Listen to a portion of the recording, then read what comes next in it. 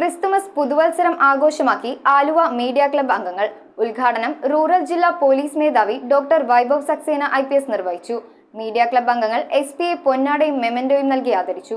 Aluva media ക്ലബ്ബിൽ നടത്തിയ Christmas പുതുവത്സരാഘോഷം rural ജില്ലാ പോലീസ് മേധാവി ഡോക്ടർ വൈഭവ് സക്സേന IPS ഉദ്ഘാടനം ചെയ്തു. കറക്റ്റ് ഡിസിഷൻ മേക്കിംഗ്, ഇന്റർവെൻഷൻ, അത് ആ ഇന്റർവെൻഷൻ ചെയ്യാൻ വേണ്ടി മീഡിയയുടെ ആബ്സ്ട്രാക്ട് റിപ്പോർട്ടിനോട്ട് വളരെ സഹായിക്കും.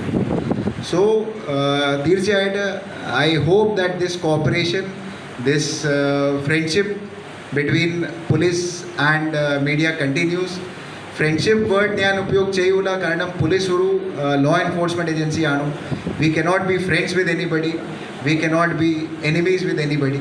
Our role is very, very professional. President Josy P. Andrews അധ്യക്ഷത വഹിച്ച ചടങ്ങിൽ വൈസ് പ്രസിഡന്റ് MP ജോസഫ് സ്വാഗതം ആശംസിച്ചു. റൂറൽ ജില്ലാ പോലീസ് മേധാവി ഡോക്ടർ വൈഭവ് സക്സേനയെ, ജോയിന്റ് സെക്രട്ടറി സാബു പരിയാരത്ത് പൊന്നാടയും ജനറൽ സെക്രട്ടറി MG സുബിൻ മെമന്റോയും നൽകി ആദരിച്ചു. Vice president Yasar Ahammed, Aluva media club അംഗം KC Smijan, treasurer SA Rajan എന്നിവർ സംസാരിച്ചു. News bureau, Aluva.